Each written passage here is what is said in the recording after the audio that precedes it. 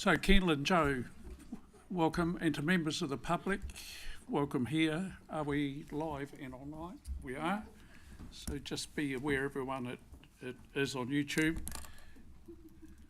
So, Kendall, you leading off? Aidan's having a little break today, so you've got Joe and I.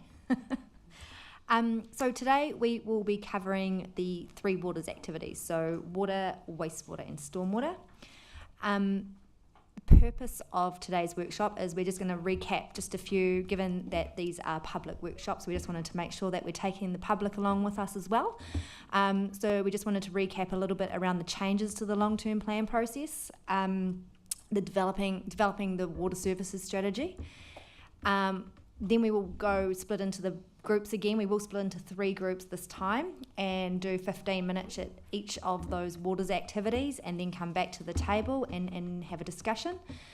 And then at the end of the workshop, I just want to briefly discuss the current vision and community outcomes.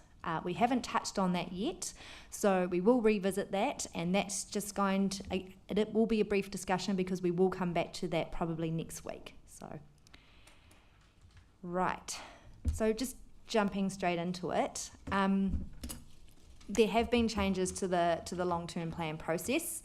This has largely been driven by the Local Waters Done Well reform that was carried out last year. As a result of that, we've basically had to split the long-term plan into 2 documents, which is the long-term plan and the water services strategy.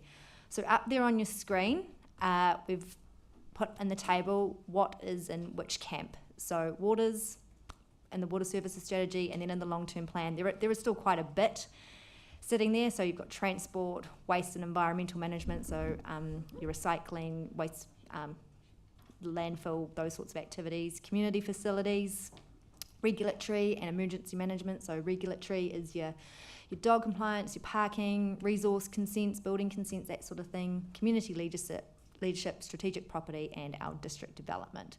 So that's the split and how we'll be developing those 2 strategies in parallel, well, the plan and the strategy, sorry. We will be developing them in parallel, but there is definitely a separation of the 2. Sorry. Again, the reason that we will be developing them in parallel is because as part of the process, there are policies and strategies, such as the financial strategy, which Sarah has been taking us through bit by bit. That is still an overarching document. So that will still be taking into consideration that financial view of both the waters activities and all those other activities. So again, while they're separate, there is a need to do them in parallel because of those overarching kind of considerations. And I suppose the big thing here is the development of the water services strategy will primarily sit with the Water Services Committee, so which had their first meeting last week. Sorry. Why is it not moving? So I'll hand over to Jo, and she'll just talk a little bit more about that. Good morning, everyone. So yeah, we just wanted to kind of bring it to Council's attention, the way we're sort of envisaging this working.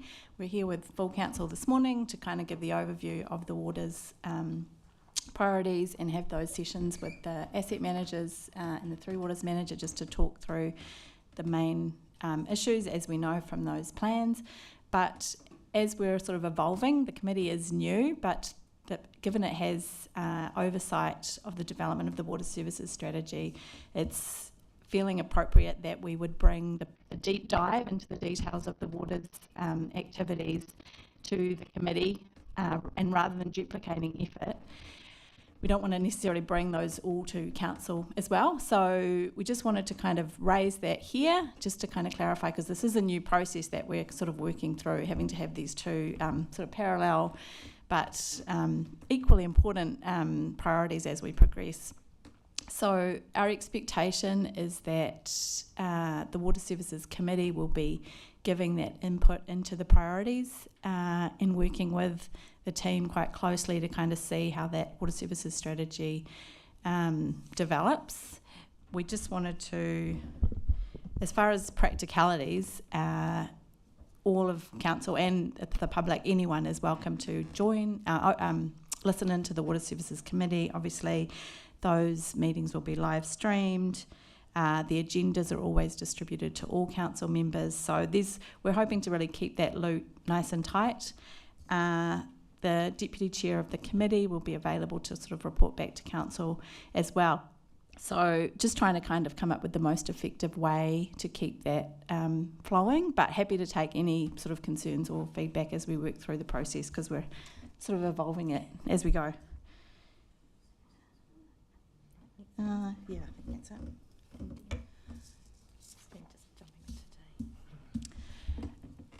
This is just kind of a high level. So as we've got the board set up with each of the specific areas of drinking water, wastewater and stormwater, we also just wanted to point out that obviously there are some overarching issues that kind of sit across the whole Three Waters team. And I think you're very much aware of many of those, but just wanted to reiterate that those are there with the economic regulation needing to really improve our data quality, our ability to report information. Commerce Commission will be looking at what we're doing, and we need to be able to answer questions about what we spent on things and how long did it take, and all of those types of metrics that not just the regulator but the public are interested in. So that requires us to just lift the capability within the team as we go. I think. Yeah, so that's just basically just kind of an overview. You're happy to talk to any of the teams specifically about some of those issues, but just wanted to reiterate that many of them are common across the Three Waters. I think it was Councillor Greenslade last week, you were just asking for clarification again, just moving into that rates capping environment, just to note that as we do walk around the room discussing these activities with the team, just knowing that at the moment it's not currently proposed that the waters activities are going to be in that rates cap environment. So just keeping that in mind as you walk around. Yeah. Just one other thing for everyone to be aware of. We did in our water services delivery plan put in that document, and as you know, we've been part of the Waikato Waters, so there is an element as we develop our strategy, the consideration we just need to pay to, are we remaining with the in-house model as we go along, or is there an interest from the council to reconsider that position? So that's just something that we'll need direction on as we develop the strategy. The final review for Waikato Waters is 2030. There's also an opportunity for us to look into shared services as Waikato Waters sort of establishes and becomes more mature. That's also something we can and look forward to exploring further. Councillor Duncan. Oh yeah, just through the chair, just poking. I'll just point out my opinion. I think it is a shame that rate caps are not proposed for waters. It's I think rate caps can be a great encouragement to thinking outside the square and doing the job a different way. But there's still no lid for whatever. Yeah. Just on that comment, obviously the regulator will be looking closely at the price that we're charging for water as well. So it's not specifically sitting under the rates cap, but there's obviously going to be close attention paid through a different lens. Yeah. Through the chair. Councillor Greenslade, sorry. Thank you, Worship. Yes, just reiterating what Councillor Campbell has just said. If any of you look at your rates bill at the moment, you will see that the bulk of the charges are actually water. And being a member of the Water Services Committee, I would like to think that even though we're not under rates cap, we're going to be very, very mindful of that because if you take out water from your rates bill, there's not actually a heck of a lot left. So I support totally what Councillor Campbell just said. Through the chair, I guess, it's really good that you're bringing this to light for the general public too, because I think there's a bit of misunderstanding about that the rates cap may apply, but not to waters. But I don't underestimate the influence that the Commerce Commission are going to have over this. They'll be telling us how much, the upper level we should charge, the minimum level we should charge. I would argue very little discretion over that. We're going to be looked at very, very carefully at how we implement this water services delivery plan. As we've heard before, the fact that we've kept it in-house and managed to actually have that plan approved was quite a no mean feat, actually. So, you know, we have to make this work as best we can. And as I say, we've got the Commerce Commission overseeing the upper range and the lower range. So even if we were to cut right back and bring it down to, let's just use any figure, 2%, say, they'll be saying, hey, you need to charge a little bit more because you still have to invest in your infrastructure. You still have to make sure that you're meeting the regulations. So even if you wanted to cut half of that, Duncan, the Commerce Commission can and will step in.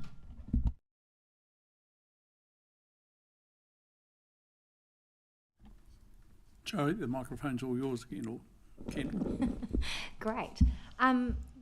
So if there's no further questions, we will split you up into the 3 teams. I'm not sure I have the same enthusiasm as Aidan did, sorry. But we'll, if we go this side, I'm trying to see where they all are. So we've got one activity here, stormwater, water down here with Tom, and wastewater over here with Mike. So if this side of the room wants to start here, Mr. Mayor and Hope and Yvonne, Councillor Woodward and Councillor Westerman, if you could go over to the wastewater, and the last wonderful 3, if you could make your way down to the water. We'll plan to try and spend about 15 minutes at each station, and we'll just let you know when to rotate, and then after that we'll come back. So we will pause the live stream while we're doing that again, and yeah, come back. Awesome. I'm over there.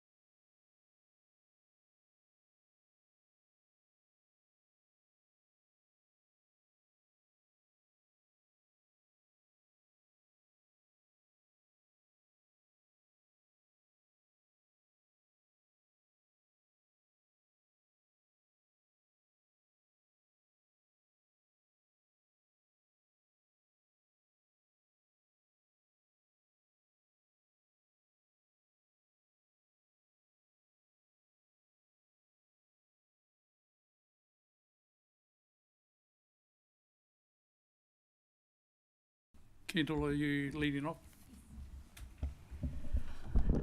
Thanks very much for making your way around the room. That's quite great. I'm sure the guys had some good conversations with you all. So we're back live streaming now. Yes, thanks, Molly. So I just thought same as the last couple of times, we'll just kind of go over each activity and have a bit of a discussion about how and what things have landed and whether you want to provide any further explanation or request any feedback that staff go away and provide for those wrap-up sessions coming up in a couple of weeks. So if we just turn over to we'll start with the wastewater. So there's quite a spread there of the red dots in terms of how the activity is going, from missing the mark to doing a great job. So just kind of looking for some feedback there about that spread. Does anyone try and figure out why there's quite a difference across Does the anyone spectrum? want to comment on that? Sandra? Oh, sorry, got mine Councillor on. Like overall, I think most of it's done pretty well, but there are certain cases. So, having been down in Turangi, that is still one of the biggest concerns for me, and then what needs to be done on the extension for the Taupō side, on the other side of the bridge. So those two are the outliers for me, but in terms of the wider plan, then yep, and which is also why I kind of put my sticker on the post-it as well that said our current plan is good, but we do need to keep in line with everything else that still keeps coming down the path at us. Councillor Woodward. Thank you, Your Worship. Yeah, just to, so I think we've got quite a range of dots there because we do have quite a wide district, as we discussed over there. The amount of networks that we have is quite high. So some of them might be operating quite well, and then we've got others that aren't operating as well as the others. So I think that's why we've got quite a difference of dots there. Just the amount of networks that we've got is quite substantial, and I actually didn't realise that we were one of them. That our council has one of the most amount of water networks. So I think that's something that we could share with the public. Councillor Greenslade. Thank you, Worship. Yes, I think acknowledging that we're probably unique in New Zealand in that we have got such a huge area with 11 wastewater schemes, but we've got that great big lake in the middle of it, of course, is a challenge for not only staff but also council. And as Councillor Foreman has said, definitely a challenge around Turangi and resolving unresolved issues there. But one comment I would also like to make is being very careful about development. We've got a situation in Auckland, which I think everyone's aware of, where we've developed subdivisions up there and they're cutting away wastewater in tankers. And, dreadful situation, and we never ever want to be in that sort of situation. So those sorts of things need to go hand in hand, always making sure that we can develop subdivisions within a range of what we're able to cope with, and particularly thinking about the other side of the river.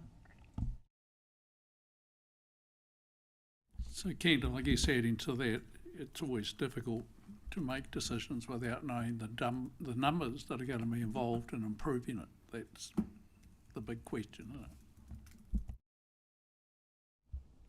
Yes, agree. I just go back to the other sheet where we're looking at that service level of review, and this one in particular, there is quite a lot of activity around the increased spend within the wastewater activity.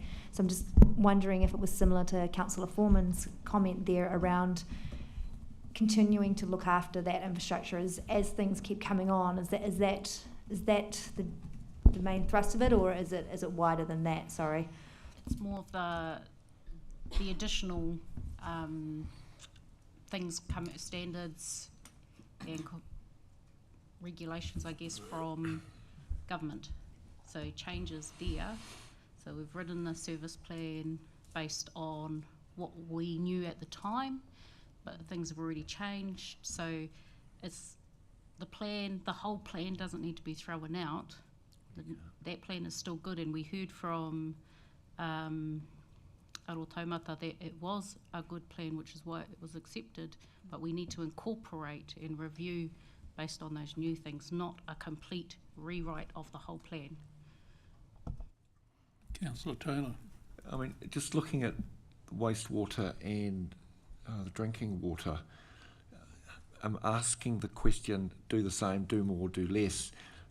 Given that we've just been through a massive community consultation and written a comprehensive water services delivery plan, which has been accepted through a very high bar, it's almost an artificial question because we've already been through this exercise in the water services lane.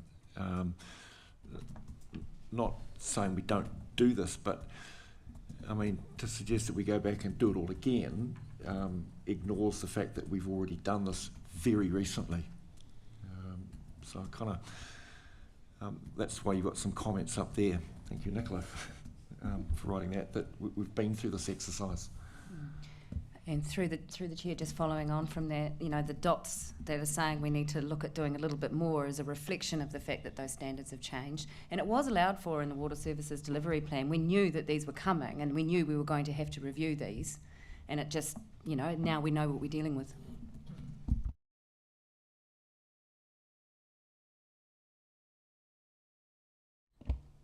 No, I totally take your points there. I suppose having had just gone through it, I suppose it's a good reminder that that is the setting for these particular activities as well, is that yes, we have gone through that review.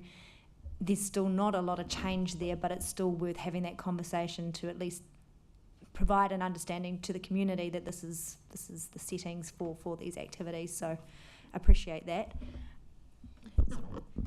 Yeah, I'll just add, the team actually did discuss it a bit about the purpose of today's session, specifically because we are limited in how much can actually change, but just for consistency and education, all getting on the same page, it seemed really valuable to still have today's session. So yeah, appreciate those comments. Oh gosh. Just looking at the water, there is quite a few, there's about 3 or so dots. They're looking at trying, and both for the stormwater activity as well, just within that service level review and looking for some savings. As we've just discussed, you know, how can we shift that dial? So just curious as to that thinking behind for those two activities. Was there anyone that wanted to comment on that?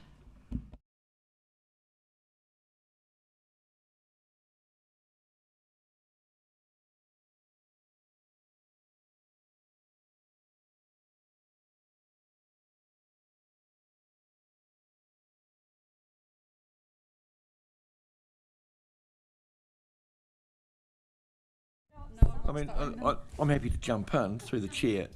That wasn't where I put my vote on that.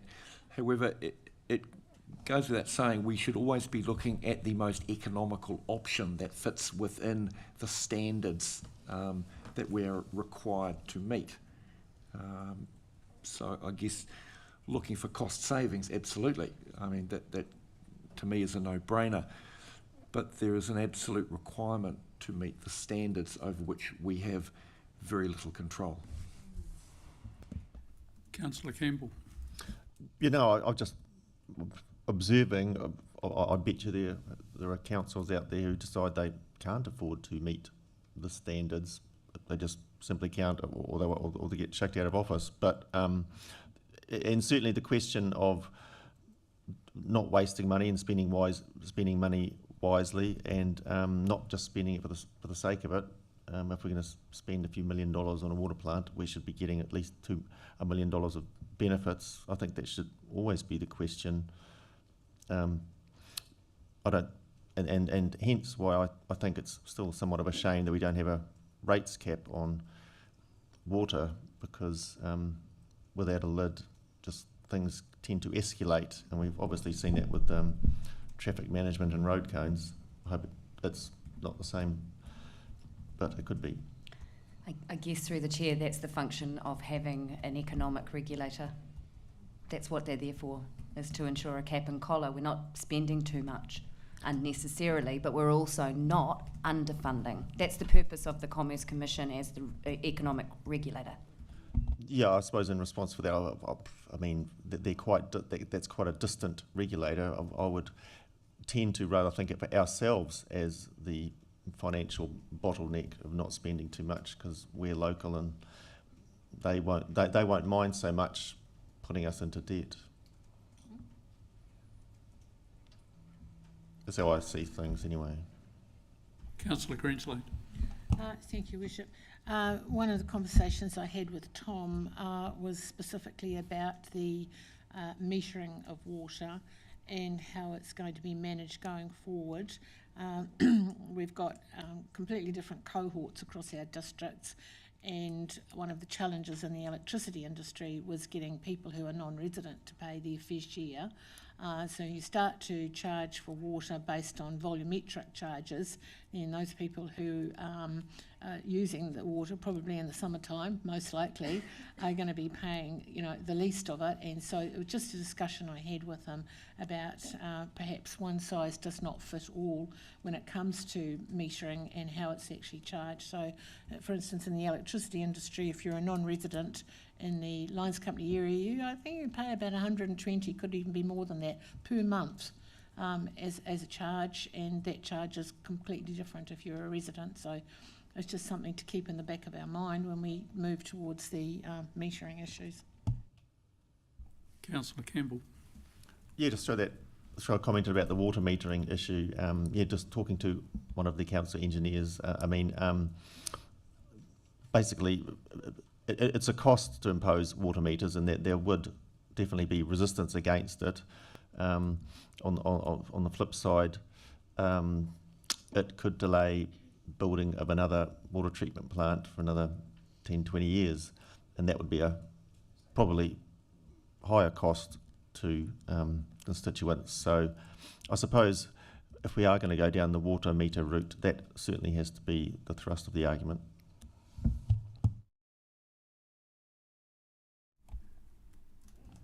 So, any further comments on that before we move on? John, I just think the sooner we jump into the water meter range, the better, because we are wasting water, which then impacts the issue of creating new treatment plants and new supply plants. So I think we should just dig in the ditch, charge people for meters, put them on and start charging. The waste of water when I drive around with people's irrigations and whatnot in the pouring rain, it absolutely stuns me, and we just don't seem to be able to regulate it at all. So as soon as they start paying for it, I think they'll focus a little bit more about it. Councillor Foreman. One of the other pros for metering that we've got to remember as well is the fact that if you're looking at your own meter, you know yourself whether you've got a leak. You don't know if you have a leak and you can't see it if it's not metered. So it's good for the household as well. I'd say it's good for the district myself. Just on water metering, that as you would have heard from Tom, they are doing some test trials at the moment. That is one of our significant projects that we will be bringing most likely to the Water Services Committee to do a deep dive into as part of the development of the Water Services strategy. So there'll be another further conversation on that one as well. Thank you. So if we're all done with water, I will ask Aidan to pop up. He's going to... Oh, stormwater? Sorry, stormwater. Yes, we can... Sorry. Don't forget stormwater. Everyone forgets stormwater. I'm sorry, Phil. We'll jump back to stormwater. Again, there seems to be a common common theme there about continuing with the service, but again, there's a few looking at savings. I'm wondering if it's along the same line that you've already discussed, but happy for you to explain whether there is something else sitting there that you'd like us to look at.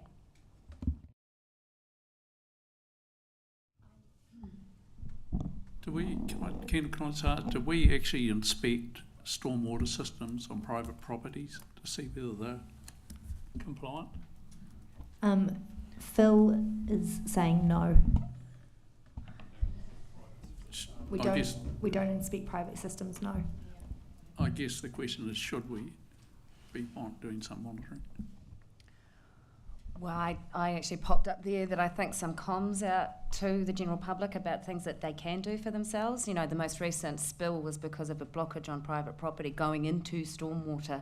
So I think, you know, the comms team have already started with don't flush rags and, you know, nappies and things like that. I think we just expand on the comms that we've got for stormwater, and I understand we do 6 monthly clearing of the stormwater drains. You know, just understanding that that's how we operate, and what the public can do to help might just be a good way forward there too. You know, if you see leaves in a stormwater drain, take them out.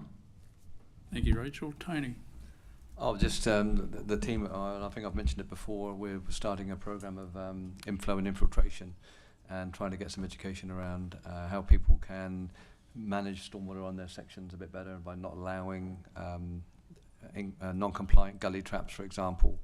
And of course, soak holes, there's not a lot of money in maintaining soak holes because no one does. So, you know, they can fail after a period of time. Councillor Duncan? Yeah, just interesting that, yes, I think stormwater is often the poor cousin of wastewater and water because it doesn't just get much attention. But I didn't realise, just talking now, that we are apparently having imposed some additional costs on stormwater treatment even before it gets into gullies and things like that. So it seems as if we will have some additional costs pushed our way. Whether or not that's completely justified, I don't know, but anyway. Councillor Woodward? Yes, I just think the education around how we deal with the stormwater drains, I think, could be great for the public, especially those with, as we were talking about in our discussion, connections on their properties. And knowing where they should put, say, like fences and clotheslines, things like that, so they're not going to get in the way of the water flow when that happens. And as Rachel was saying, just education and comms around what should go down into these drains, and definitely community clearing drains on their streets. It could be signalled from council, you know, on this day of this month, as everyone, let's all go out and check our drains and take a spade out if you need to, and just make sure that they're all clear, and that will help keep the systems running. And John, I think just going on from that, it's great to see residential tenancy law change with the healthy homes criteria, and it insists that if you're going to rent your property, there is big obligations on the landlord to ensure that the stormwater and everything is treated, and the piping is drained properly in appropriate manner. Thank you for that. Please carry on. All right, so if there's no last comments about any of the waters, we will just move on to just quickly discuss the council's vision and community outcomes. So Aidan's going to come up and talk about that.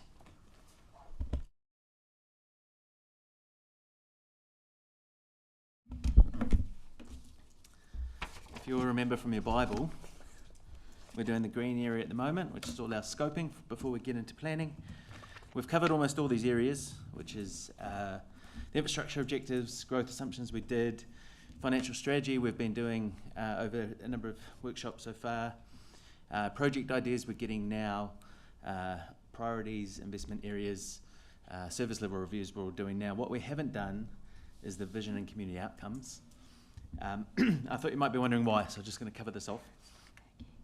There's a lot of theory that businesses should have a really strong, clear vision, proven theory, sort of a golden thread that connects everything they do, that guides your planning or can be used to sort of test proposals.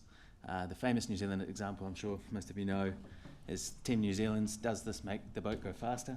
And if it doesn't, then why are we doing it? Our experience has been, this is really hard to do for council. We've got such discrete and diverse activities that a sort of single vision that provides direction to pools and cemeteries and regulatory functions and public toilets is really hard to do. In fact, it becomes so high level that it doesn't give the teams the direction they need. So we wanted to go through this process first. We provide sort of meaningful direction. Here's where we want to do more, here's where we want to do less, here's where we think there needs to be changes that the teams can go away and plan on.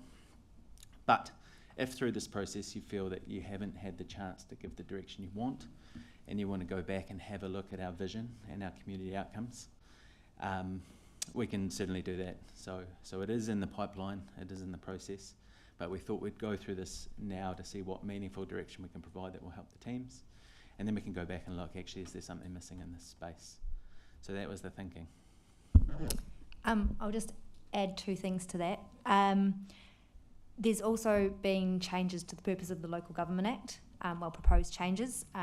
So again, what we have done in that space, and we will circulate that paper to you after today as well, is we've done a bit of an analysis about where the new purpose, which is very heavily focused on good quality infrastructure, versus the previous one, which is around our wellbeing settings. So we've done an analysis around how the new purpose of the Act aligns with your current vision and community outcomes as well, just to add to that conversation, or your thinking around whether you do want to review this or not. So we will circulate that later today as well.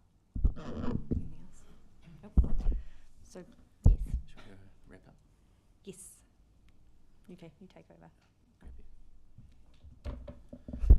Given we've got a little bit of time left and we're halfway through all the activities that we've looked at so far, we've now done 13 if you count waters out of the 23. I thought I'd give a little summary of where I think we're sitting.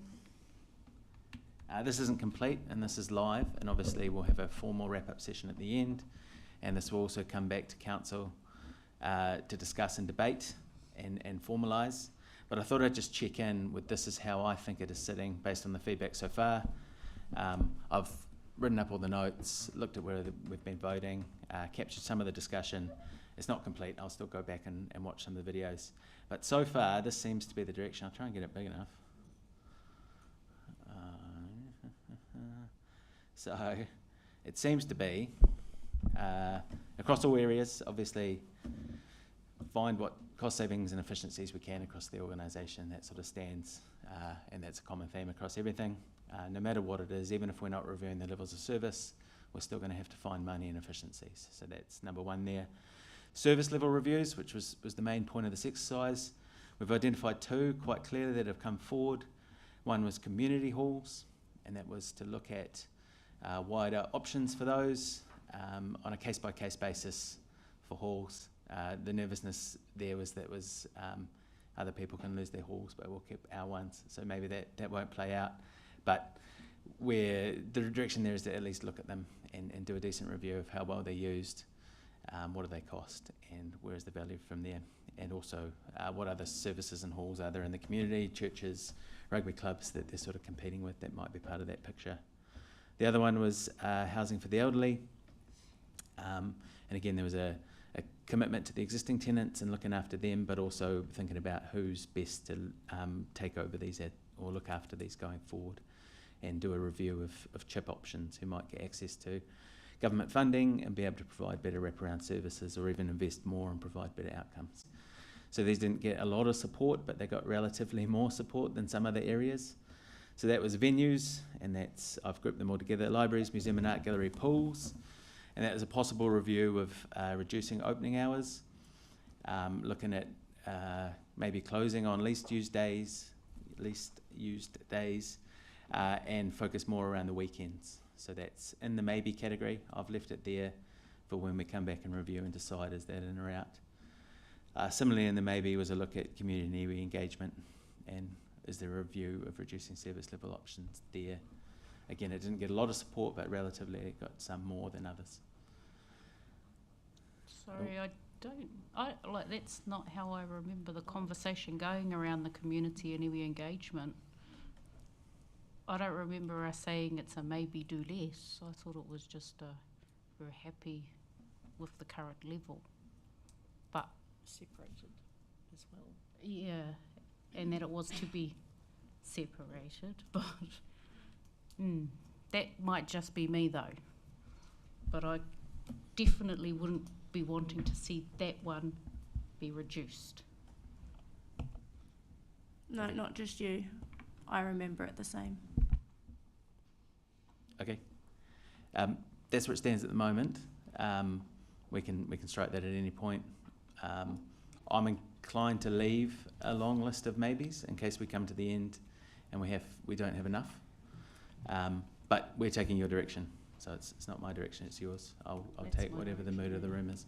Can I just suggest, I think you've put two together that probably shouldn't be together. I suspect that's the problem. Perhaps community engagement should be one and iwi engagement should be another one. I'm wondering if that's where the issue lies. I disagreed with that. I actually think our comms are vitally important.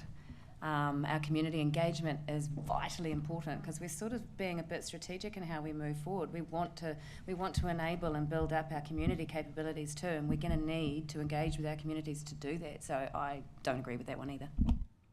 Yeah. Councillor Westland. Yeah, it wasn't the maybe. I thought we had a pretty firm discussion on it, and it was community, iwi quite separate, but two different things. Councillor Delator. Yeah, and so both of those though were they're not a do less. Yeah. So grouping them together in this, They don't fit together. They are two different things, but at the same time, both of them should be in the we carry on doing this the same level, not less. And part of that might be that, and I've got it later on, there was a discussion around the community grant side of that and what were the alternative funding options. So that might be why that's caught up. But we'll go back and review the notes on all those. And then the next category after service level reviews there was a theme of reviews of fees and charges, again for handling of the elderly, noting that best practice in this space is some sort of rent policy, and that was an option that was put forward, and you were keen for advice on that. Waste management and environmental management was one that again got some support for at least looking at the costs and charges and making sure that those are reasonable. And pools also came through from the feedback so far as near the top. Councillor Foreman. Can I just check in on that one because I'm not sure if I should be saying this here. But with that reviews of the fees and charges for the housing for the elderly, I thought we had prioritised the actual. Yeah, you've got it in at number 2B. I wouldn't want to be spending too much time and energy doing a review of a policy if we're looking to so it seems a bit like we're spending more money to do something when we're trying to get the way I see it is there's a short-term and long-term approach there. So the long-term approach is number 2, but we also need to be looking at what happens between now and then because that's going to take so it wouldn't be an intensive review and sucking up of resources? No, I think you're right, and it'd be part of the same options analysis essentially. Community grants was kind of on its own, and that was more a question of what are our funding options and choices there. Some commentary around are there other ways to get that funding other than rates. TL fund was one that was put forward, so a review of funding options if we wanted to continue that. Fifth, and again these are slightly outside the service level conversations, there were more keep the service level but also have a look at this. We had review sponsorship or alternative funding options for Turangi Pool and Museum and Art Gallery. And then lastly, these were Sorry, sort of... Aidan. Yes, Hi, sorry. I do.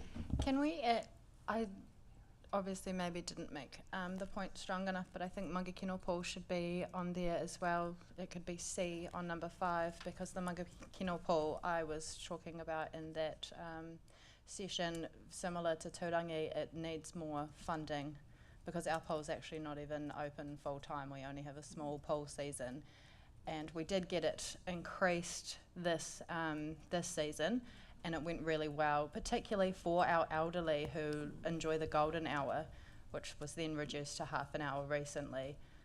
But if that continues for our community, I think that'd be really beneficial. So we need to look at ways of funding to keep that one on. Councillor Campbell. Oh, you just poke in, maybe just reiterate.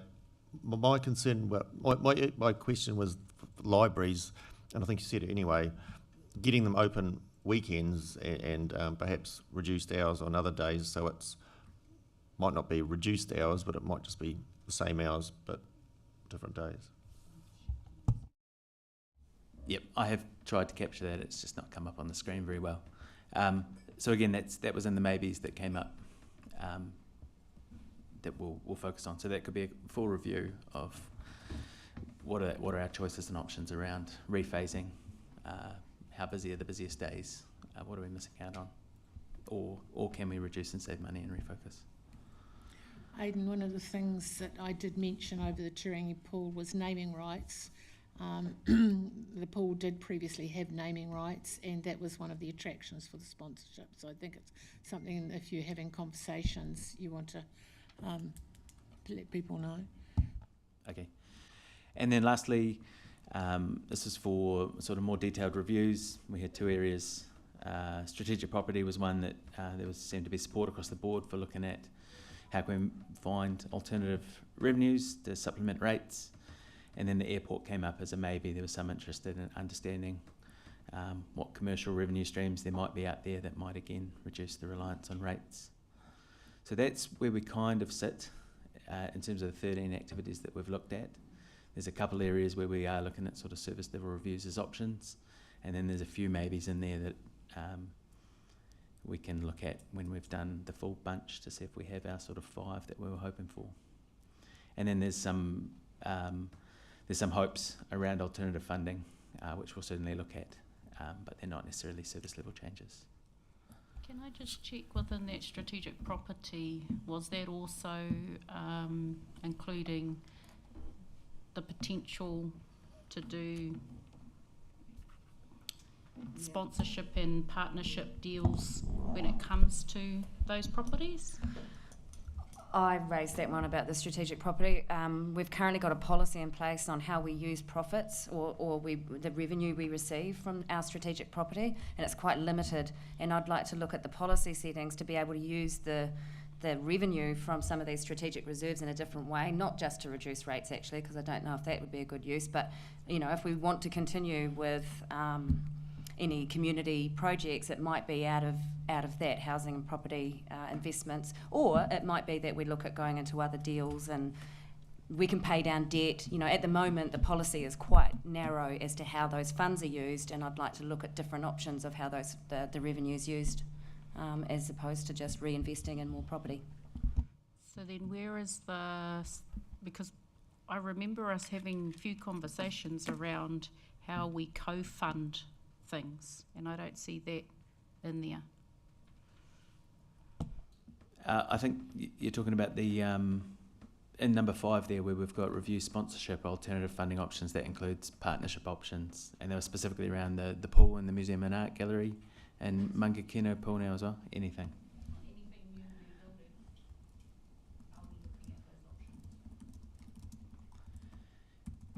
those options? So I think what we'll do for all of these is obviously quite a bit of detail and specifics in behind them.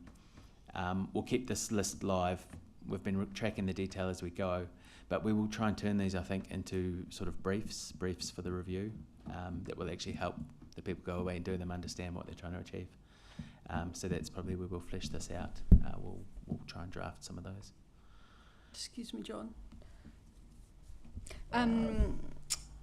Oh yeah, I think it's worth adding next to strategic property, to Nahui's point, just including partnerships there, because finding a sponsorship for pools and venues is very different to partnering with, you know, property companies and real estate agents in our strategic property review. So yeah, worth adding there, I think.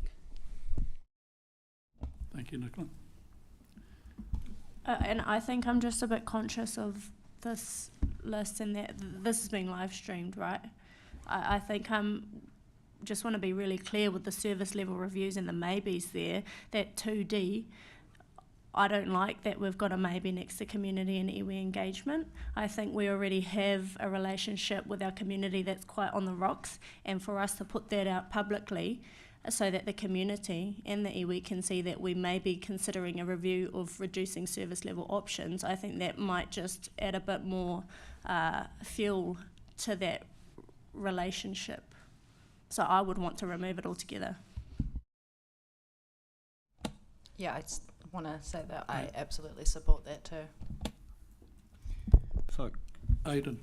Oh, Kevin, you go ahead then. I support part of that. If you simply removed the words reducing, then we review that and it could be in any direction. Because we're taking seriously the feedback we got on our engagement with the community. So we have actually been through that in terms of our community forums. I was so going to if you say that. take the word reducing out, then that covers off that concern. Well, haven't we already done that review though? It should be an ongoing though. It's not something that we are one and done and then just carry on. This is a dynamic environment. Because what we might find is that when we engage in the community forums, that there is a degree of evolution that occurs in terms of how those things progress. Yeah, if anything, for me, it's just that's why I said it. I thought we had agreed that it was a continuation of what we're currently doing, which is consistently tapping in and checking we're on point. So at no point are we considering reducing at all. Aidan. I guess I'm after direction from the whole table at this point. Obviously this is live, this is not the final point. This is the halfway point. We've still got half the activities to go through, and then we'll have a look at this list, and then we will formalise it, and then we will debate it. So keeping things live gives us options for when we come to the final stage, but we can certainly rule things out now if that's the view of the table. Councillor Cameron. Well, I think, you know, just going by that, we've made our direction pretty clear. So I guess what we're saying is when you come back with a little bit more detail, just incorporate what we've discussed today. I think we can move forward on that basis.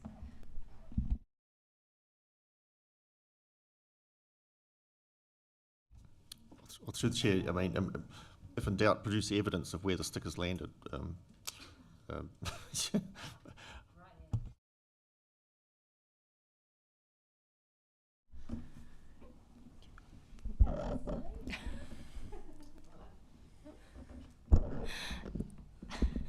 that's all good.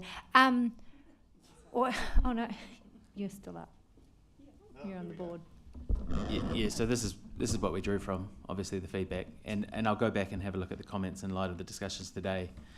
I think this was marked a little bit because some of those reviews at the bottom there were around community grants and how we could fund that, but this was one of the activities that got more of the number 2, which is review with an option to do less. Again, it's only 3 out of the majority, so it's not a large share. It's about whether that was relative to others, which is why it's not a yes, but it was in the maybe list.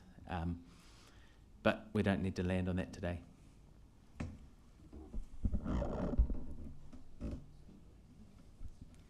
Cool.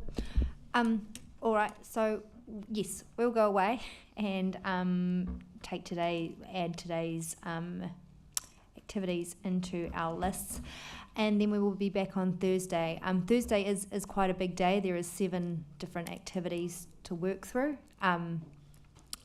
Some larger ones, some smaller areas, so try and find a balance there. And yes, and then the following week, that's when we'll have our first. We'll come back to having another wrap-up session on the Thursday, because next Thursday will be the last day that we do these activities, and then we'll have a wrap up, and then there will also be further wrap up conversations as well as those discussions around some of our significant projects as well. So, yeah. Councillor Woodward. Just with Thursday, for any of us, Nicola, I think you said you weren't going to be here Thursday, and I will not be in council on Thursday, so if we could just get sent those activities prior, that would be Yes. great. Thank you, team. No, that's all right. We were going to add that we will send out electronic versions. Still need to send them out for last week for those that weren't here as well. So that's been really helpful, being able to make sure that feedback's incorporated too. So thank you. So Kendall, Joe and Aidan, thank you for your input here. Unless anyone else has got any comments, we're going to break for lunch.